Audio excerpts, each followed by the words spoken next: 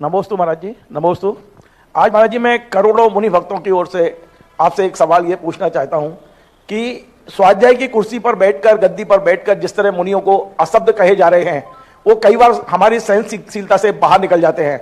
अभी 2-3 दिन पहले बिजौलिया के किसी पंडित जी ने जिस तरह के शब्दों का उपयोग किया, महाराज जी खून खोलता है। लेकिन हम अहिंसक समाज हैं, कभी कभी ऐसा लगता है कि हम नपुंसक समाज हो गए हैं और हम कुछ जवाब नहीं दे पाते। इसके 3 साल पहले एक योगेश चंद ने कहा था, हमने 17 दिनों से जेल में सड़ाया था। लेकिन आखिर क्या करें महाराज जी इन लोगों का। अच्छा, ये लोग छिप जाते हैं, कल गद्दी पे बैठ के स्वाध्याय करेंगे, इतनी हिम्मत नहीं है कि दूसरे दिन गद्दी पे आ सके। ये लोग गाली देते हैं और भाग जाते हैं, अभी छुपे छुपे घूम रहे हैं। वो उनका कोई एक माफीनामा भी आया है महाराज जी। जो मुनियों के प्रति इनके अंदर तीव्र कसाई है, इतनी कसाई क्यों और कैसे लाते हैं ये लोग और कहता कहलाते हैं स्वाध्यायी हैं ये लोग। रावण के सामने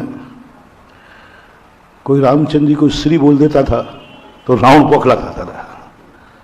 कंस के सामने कोई परमात्मा का नाम लेता था तो उसके नाश करने की सोच लग जाता। आज भी ये कंस और रावण दृष्टि वाले माने जाते हैं। रावण ज्ञानी बहुत था, पंडित होना कोई बड़ी चीज नहीं है, लेकिन पंडित के साथ साथ सदाचार, सद्विचारों को प्राप्त करना बहुत कठिन होता है। अब कंस और रावण जैसे लोगों को निपटाने के लिए तो श्री राम ने जो किया, श्री कृष्ण ने जो किया, वही तरीका है, दूसरा कोई तरीका नहीं है।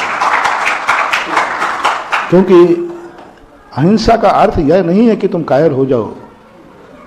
अहिंसा का अर्थ है कि सज्जन की और धर्मात्मा की रक्षा करो। हिंसा से अहिंसा की रक्षा होती है। ये अन्य दर्शनों में तो है ही, जैन दर्शन में ऋषभदेव ने एक और पीछी दी है तो उन्हीं ऋषभदेव ने एक और तलवार भी दी है। तलवार जब भी उठेगी किसी ना किसी को काटेगी, मारेगी। ये ऋषभदेव भी जानते थे। तलवार जब भी चलेगी किसी ना किसी को, ये ऋषभदेव भी जानते थे। लेकिन ऋषभदेव ये भी जानते थे कि पिछी जैसी कोमल हृदय का धारण करने वालों को इस दुनिया में तलवार के अलावा कोई दूसरा रक्षा करने वाला नहीं है। पिछी की रक्षा तलवार से ही हो सकती है, होती आई है और होगी। क्योंकि पिछी एक ऐसी चीज है, उसी पिछी की रक्षा के लिए ऋषभदेव ने अशी का उपदेश दिया, तलवार का उपदेश दिया, छत्री बनाया, छत्री वर्ण की स्थापना की। धर्म और धर्मात्मा की रक्षा करो, क्योंकि धर्मात्मा स्वयं अपनी रक्षा नहीं करते, वे सारे जगत की रक्षा करते हैं। धर्म और धर्मात्मा का सबसे बड़ा गुण होता है कि वे स्वयं पर कितनी बड़ा संकट आ जाए, स्वयं रक्षा नहीं करते,